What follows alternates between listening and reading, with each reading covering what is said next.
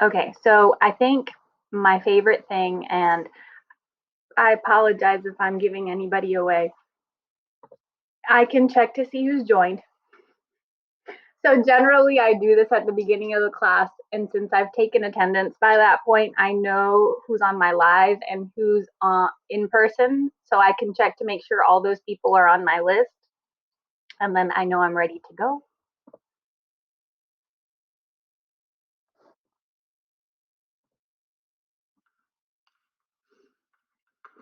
Okay, so a couple things we're gonna go over is how to access Nearpod, how to use it in your classroom.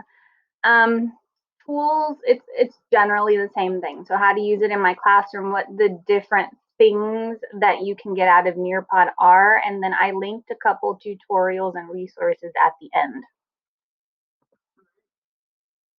So if you wouldn't mind, on your screen, it's popping up, what would you like to learn from this professional development? Um, you can write, you can type. On the bottom of your screen, you'll have all those tools available to you.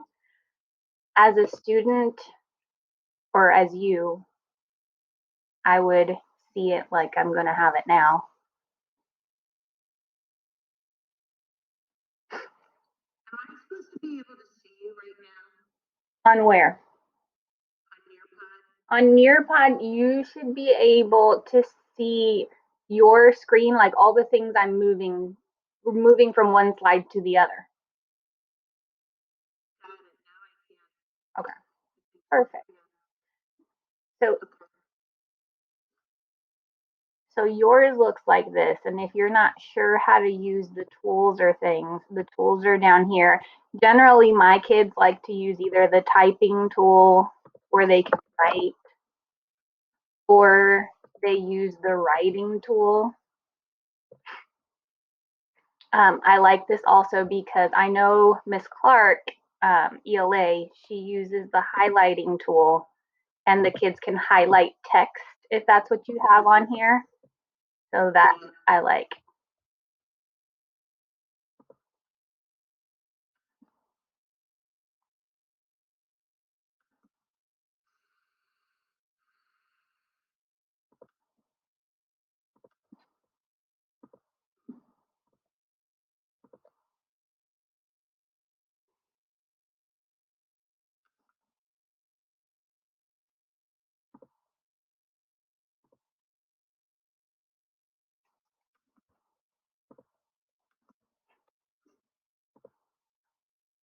Miss McKinney, are you on the Nearpod? Well, I don't know where I am. Well, I'm now in the chat. Okay, did you click on the link in there? I did.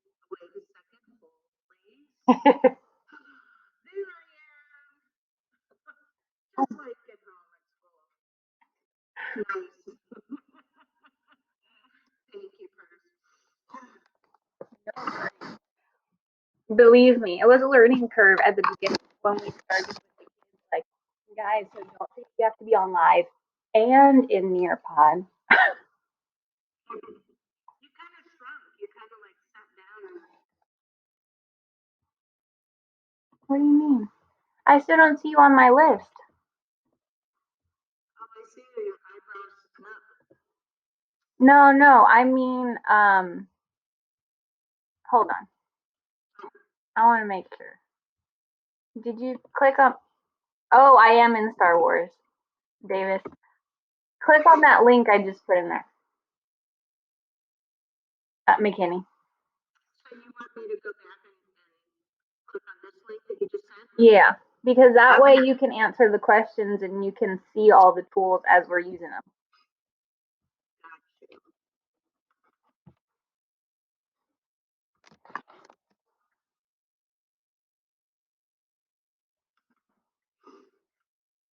I'm going to try this again.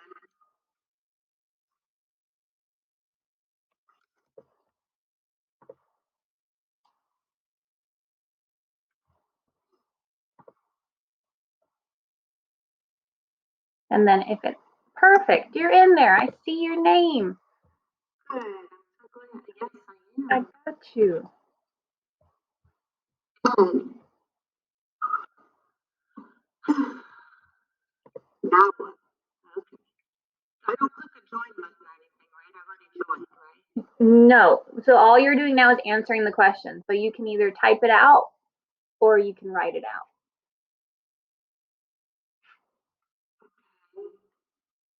And where is your question?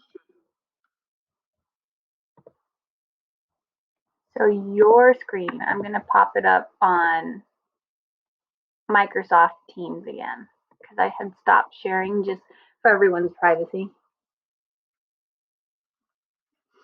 So yours should look something like this right now. So the question's on top, and then you have these tools on the bottom so that you can type your answer to the question. Oh, I see it.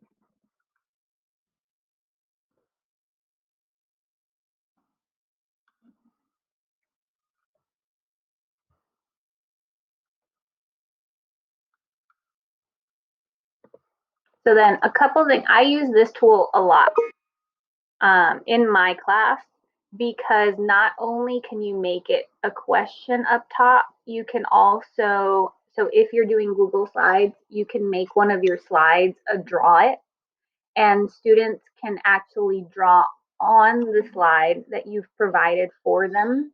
And so I use this with math a lot. The students are able to circle their answers, they're able to show their work for me, and then they can't see each other's answers. The only person that can see what the other students are doing is you, or if you have it on your screen in the classroom. I generally have the teacher view up for the students to see, but I only have the initial question. And if I want to check on all the other students' answers, I usually um, stop broadcasting it to them so that I can see what my kids at home are doing, how they're answering the questions, and things like that. And then I like that I can go like this, boop, and then everybody's following along. So accessing Nearpod. So when you go into the actual Nearpod, if you haven't gotten a chance to take a look, they have lessons pre-programmed for you that you can use, all grade levels, all different subject areas as well. You can create your lesson on Nearpod if you want, but you can also create it on Google Slides and then have it transported to Nearpod, which is usually what I do. I feel like you go through less trouble when you create it in Google Slides and then just upload it. You can do a live participation lesson like we're doing now, or you can do a student pace lesson. So you can assign that as maybe a classwork assignment, or if you know that there are students maybe on your live that aren't necessarily going to join your live class, but you still want to see what they're doing, you can have a separate link for them to do student participation and they follow along on the slides and work on it on their own. And then you can still see it. So those are just some of the things that I've really enjoyed about this. I do have some students that maybe can't make it to live today, but they do fill out the student participation slides, and then I'm still able to see what they've done.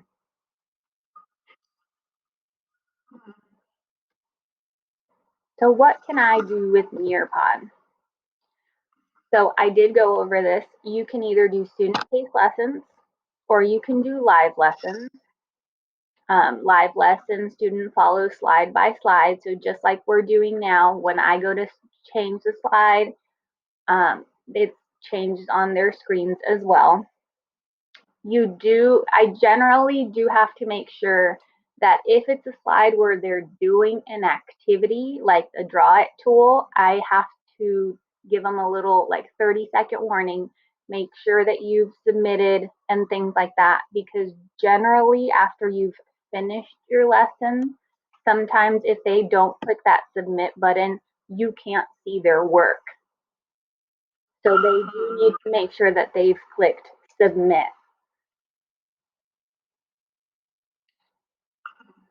And same thing goes for student paste. Each slide they go through, they do have a submit button of their own at the bottom, which they also need to click.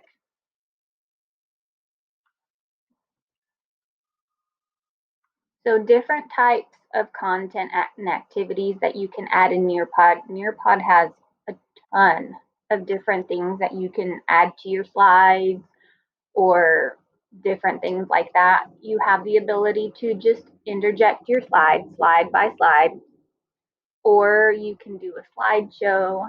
There are some 3D, so you can either use their library or you can take your own picture and then students would be able to see that picture in 3D and move around it. I actually have an example of that coming up in a little bit. There's also something that's called Sway, and I used Sway in the summer when I was doing some reading camp. And using Sway, you can actually have the book read aloud to the students, and they would go page by page, which I also like. There's a PDF reader that you can use as well, and students would be able to highlight on the PDF and different things like that. So that's just a little bit of it, but there's a lot. Does it keep the highlights that each student has done on their PDF for future reference? Yes. So if they saved it and come back to it, everything should have saved the same way. And they can submit, and just because they click submit, that doesn't mean they can't come back to it and keep working on it, because it does allow them the ability to edit content.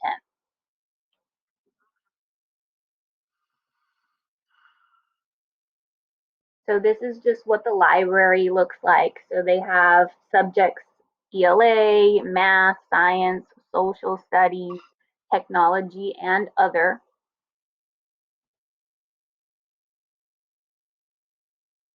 Okay, so this is where I started playing around with different tools that I wanted you guys to kind of see.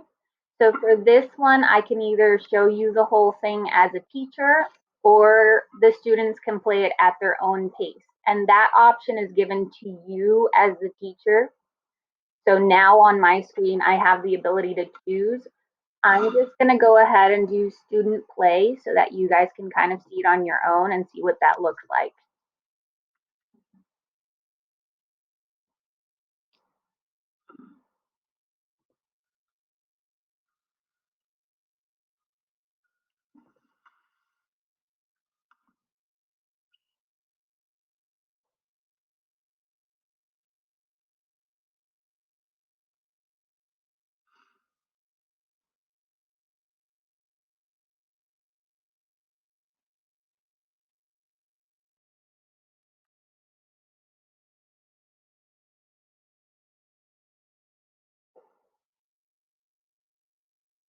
And if you guys, once you're finished going through the video, if you guys switch back over to see Microsoft Teams, I can show you what you're able to see as the teacher on your screen.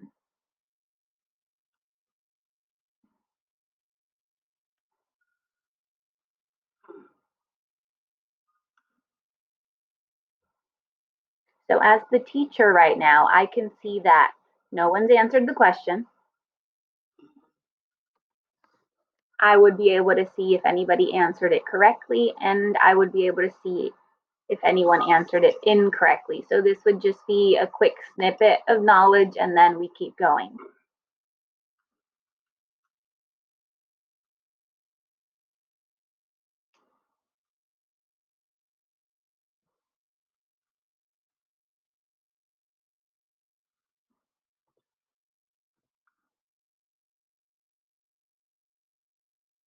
Oh, sorry, Davis.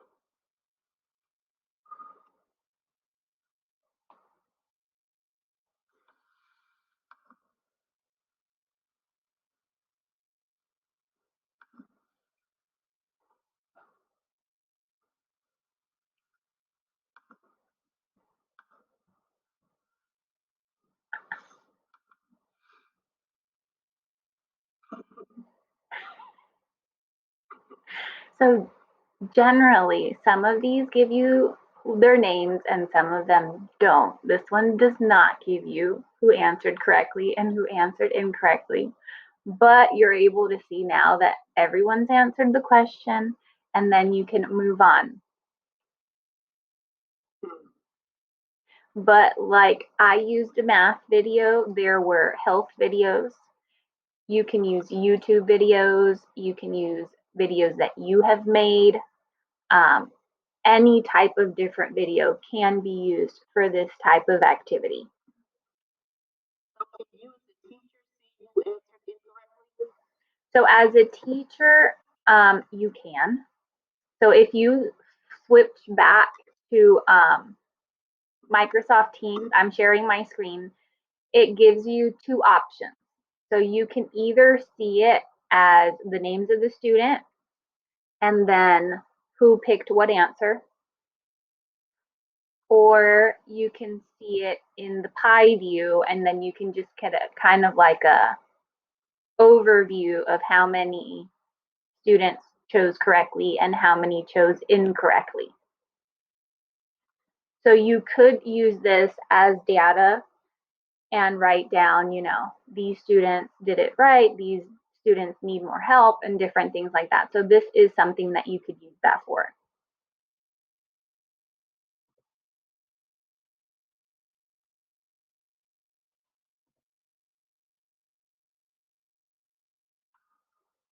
Okay, so I'm only gonna leave it here for like a quick 30 seconds.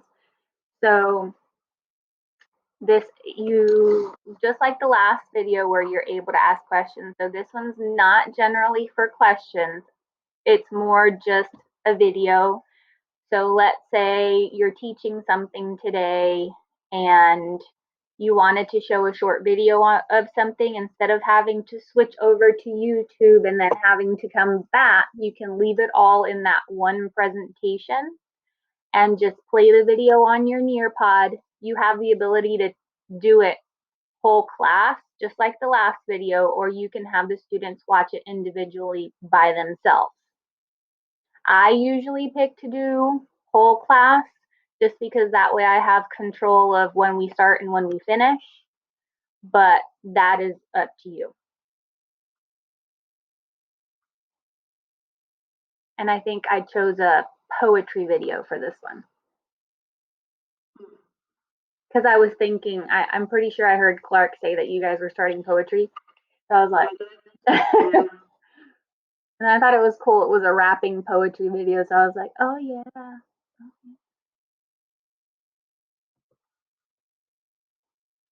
Then this is what the PDF viewer would look like. So when you go in to do PDF view, you have actually two options.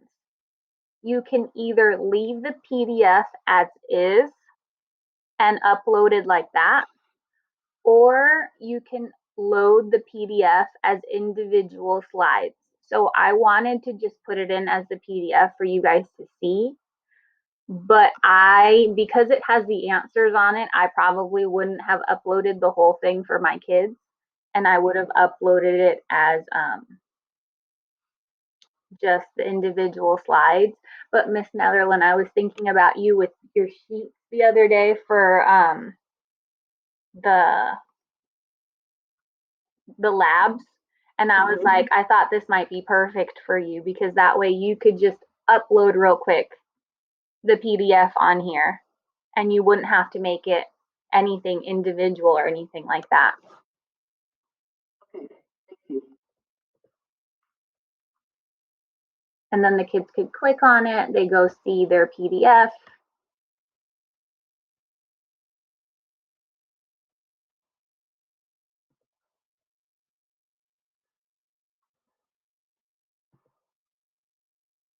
Did anybody need another second? Because I felt like I clicked away fast. So this is VR mode. So there are several pictures that you can use on here. If you click on the screen and drag to the side, you're able to move the picture around. and you can actually walk your way through the entire room and see what's going on in that hospital room.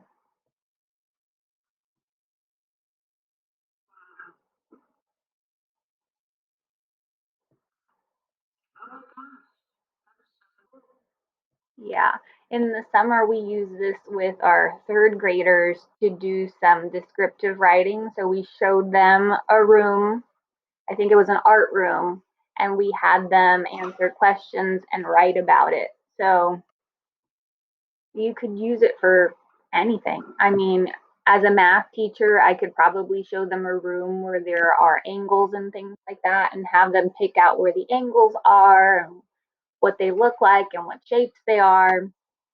So this can also be a tool that you can use for just about anything. And like I said before, you can upload your own picture for this as well. It doesn't necessarily have to be one of the pre-programmed ones in Nearpod.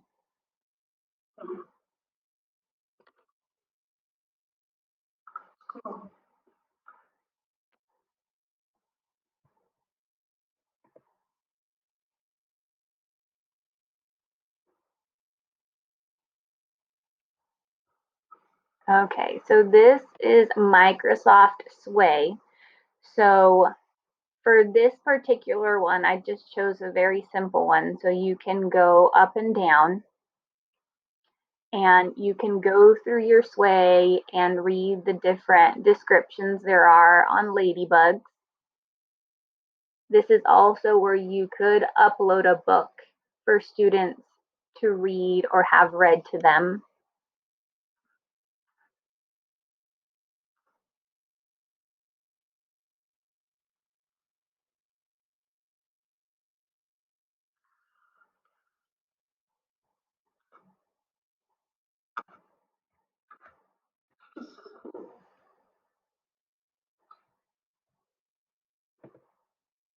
And then at the bottom, there's things that you can do like think, pair, share, or what surprised you about what you learned. So different questions like that that you could also decide to integrate if you chose to.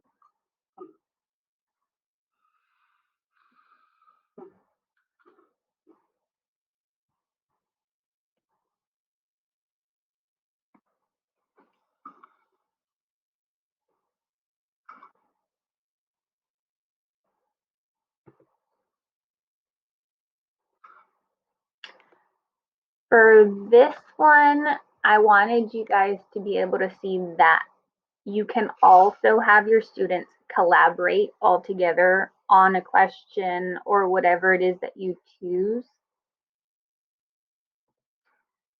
And so you have the ability to make sure you check what the kids are going to write before they're allowed to be shared on the screen, or you can just have them write whatever they want on there.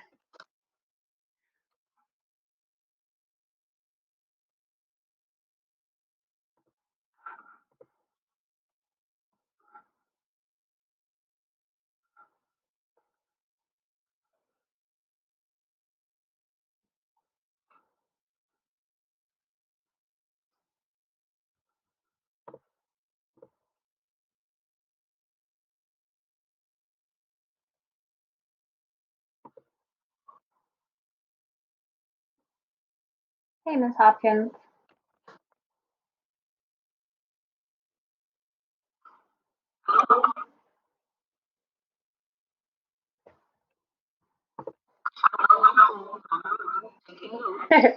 I see you there.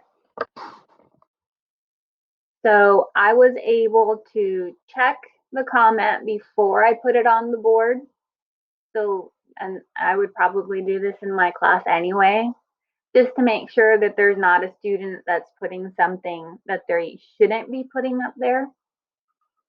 But all the students in the classroom would be able to collaborate on, it can be a question, it can be a math problem, it could really be just about anything. You could also put a picture.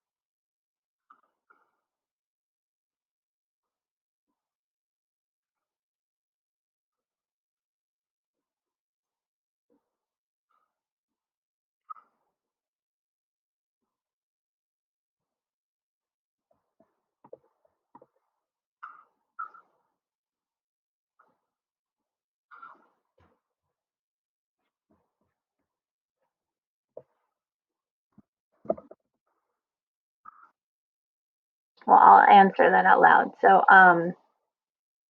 I do. I use it every day. I use it every day for my lessons in math. We teach everything through here because I enjoyed the drawing. So at this point, the kids are able to use the drawing tool like this. Super easy for them to use. They can do text boxes. I'm actually going to be using it for angles coming up. I practiced using it over the summer, so we learned how to use it when we were doing summer camp. And so that helped get a little bit more control over it, but it was very easy. We started small. We decided that we were going to start doing Google Slides and then turn our Google Slides into Nearpods because we felt like that would be the easiest. And I've just kept doing it like that because I like it better that way.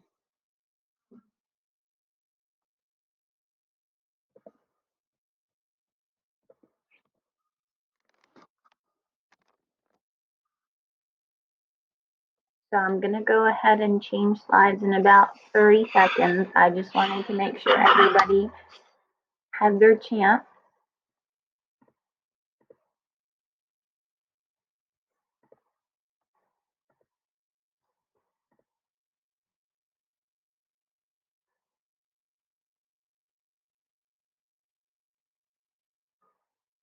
And your kids that are virtual students too, with Nearpod? Yes, I have on on the days that I have my big groups at home, they do really good at home on Nearpod. And even the couple students that I have that have been virtual all year long, they because of the work ethic, they have one of the highest grades in my class. So they've done really well with it, and they've learned at this point that if they have questions, ask your question. And I give automatic feedback based off of um, the draw it tool. So once we're working on a question and I tell them I want to make sure that I can see what everybody's doing, and you made me laugh. I should have erased that one.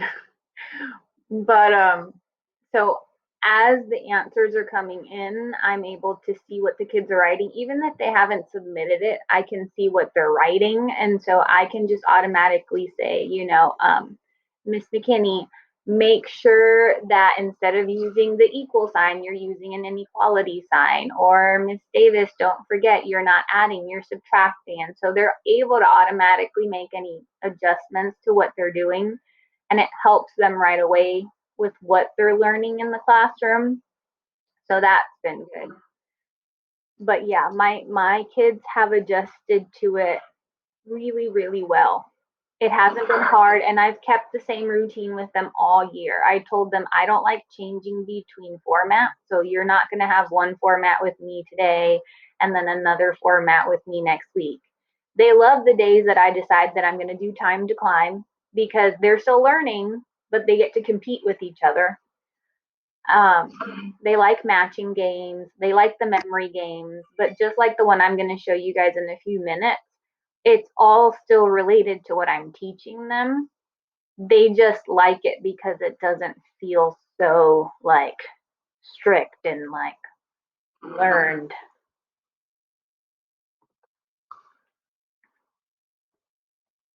Okay, so now you guys have, I want to say about 3 matches to do. So on my screen, I can see once you're finished, but you guys have to click on one answer and what it matches with. And yes, I use math. I use this. I use this as my warm up sometimes. Matching games. And because I can see how they're doing on my side, I would be able to give them a grade based off of how many tries it took them to get all their matches or if they just did it. Because some students will sit there and not do it.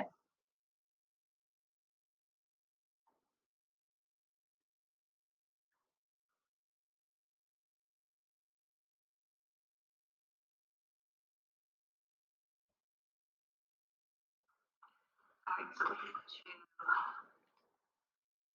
did I get them? I mean, where are they? They should be right there. Yes, Miss Davis, you got them right, or they wouldn't have let you finish. It would have, so if you get it wrong, it lights up red. So it'll go, and then you'll have to do it again. So that'll count as a try, but it won't be a match. It won't let you match the incorrect one, which I like because then the kids are like, oh, okay, then I don't know what I'm doing. But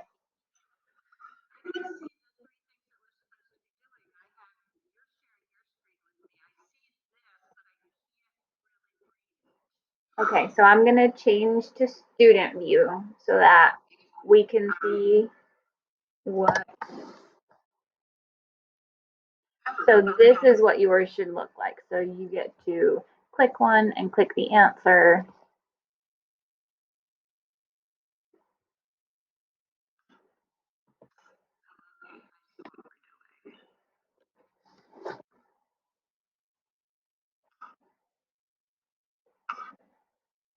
These work for vocabulary too. I used this for vocabulary when we were doing equations, the word and then the definition,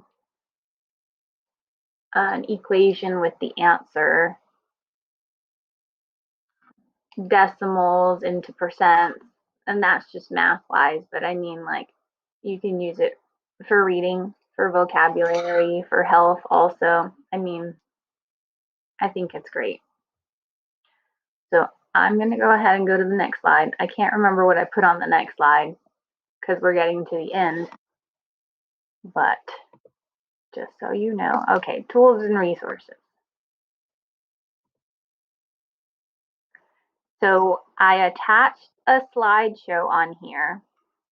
So there's actually 2 slides in this one. So I put links to a couple different things that I thought you guys might find beneficial, how to get started if that's still something you're having trouble with, Hair Deck versus Nearpod, so you can see the pros and cons, how to get started with creating a lesson plan or maybe finding lessons in the library. And then I put a quick Google form at the end, and I would appreciate it so, so much if you guys could fill that out for me. Be brutally honest. Seriously.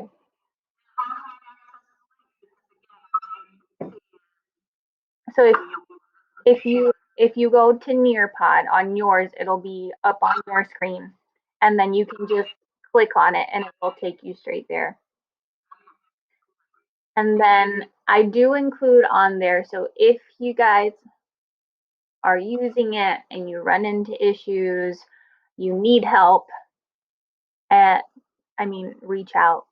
You can write it in there, or if you decide that you're still not sure and you want to email me later, you can do that.